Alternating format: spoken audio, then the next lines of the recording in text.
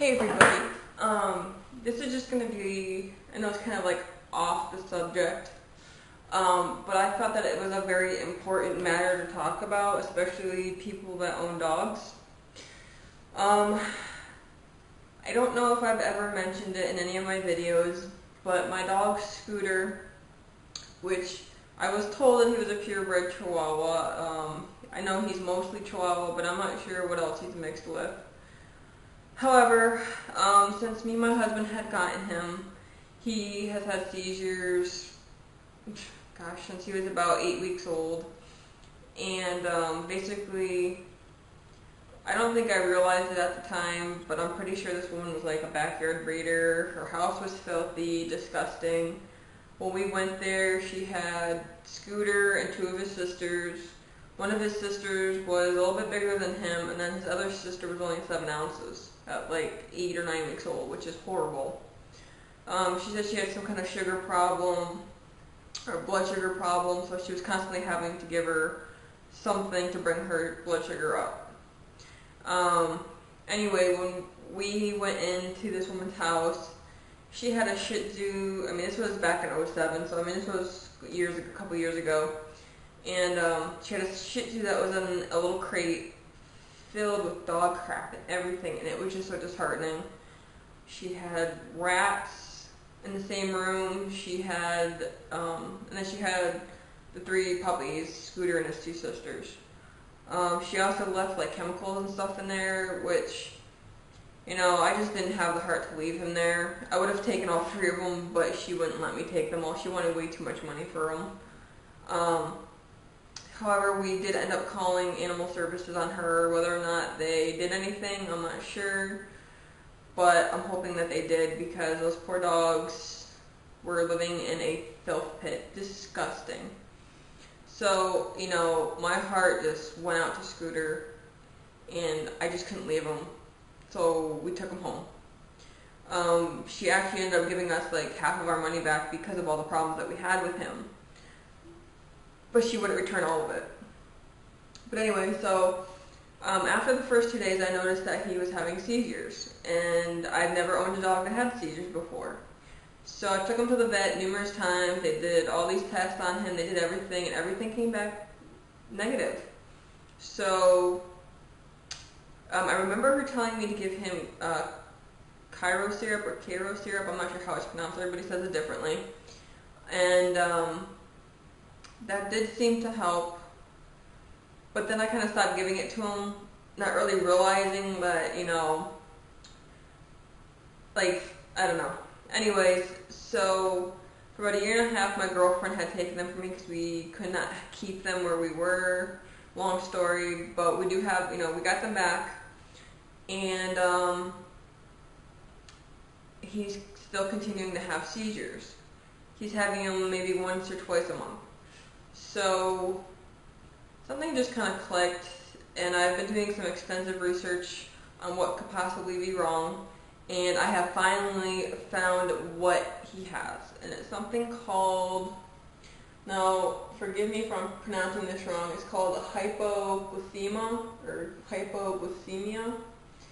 What it is they say that it runs mostly in toy breeds and small breed dogs. It's very rare to see it in larger breed dogs. But if it does run in like larger breed dogs, you know, obviously bring your dog to the vet, because it could be something pretty serious.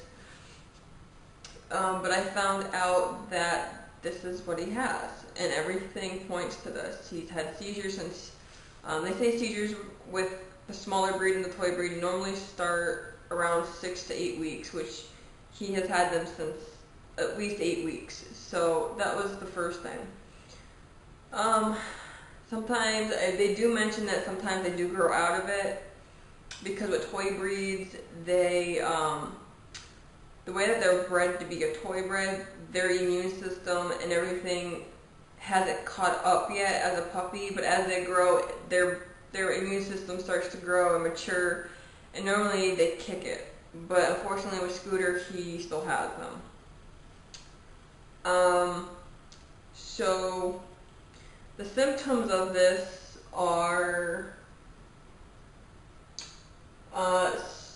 stupor, disorientation, reduced level of consciousness, coma, seizures, particularly in dogs 4 years of age and older, weakness, anxiety, and severe depression. Now, Scooter's got the seizures. He's going to be 4 in July, so he's had them ever since he was a puppy, so he's still in that category. He's never been in a coma, but he does have the disorientation. He's very shaky. He's restless, so he fits in that category. I've never noticed any depression with him, but he does have the weakness. He's kind of borderline with anxiety. I don't really think he doesn't have it, or he does have it. It's kind of like in between. But yeah, so, I mean, if you notice that your dog is having seizures or he's just not acting right, make sure you take your dog to the vet. Scooter's been to the vet. Again, they can't find anything wrong with him. And because of everything I've read, this is just, I'm pretty sure this is what he has. I'm almost 100% sure. So, what to do in this kind of situation? Kibble syrup is something that you should always have on hand. What you need to do is, when a dog goes into a seizure, you rub it on their gums and it absorbs into their bloodstream, so that way it kind of helps them snap out of the seizure and kind of brings them to. So that way, they're not having the seizure. They're starting to snap out of it. They're kind of coming back from having a seizure. It will bring their blood pressure up, or their blood sugar up. That way they're not that way they don't have low blood sugar. Other things you want to keep on hand are honey, sugar water, and Nutrical. These all have, except for the Nutrical, or the sugar water and honey, they all have actually honey does. For most of them, they have vitamins, sugar, and all that stuff that's going to help bring up their blood sugar. Important thing to know is when a dog does go into a seizure, you know your dog more than anybody else. If your dog's going into a seizure and you're afraid that they might bite you, because when a dog goes into a seizure, they have no control over their muscles or anything of their body. There's a possibility that they might bite, but they don't do it purposely. You can use a little syringe, and just a little at a time. You don't want to, put it all in their mouth, because then they can choke. Just do a little tiny bit, maybe 2 drops, 3 drops at a time, and then kind of let them come to. Or just take it and rub it on their gums, and it'll absorb, and it will also help that way. I would recommend doing the Kibble syrup, the honey, and the sugar water for when they are having a seizure. The Nutrical I would keep on hand to kind of give them maybe twice a day throughout the day. That way that kind of keeps their blood sugar up.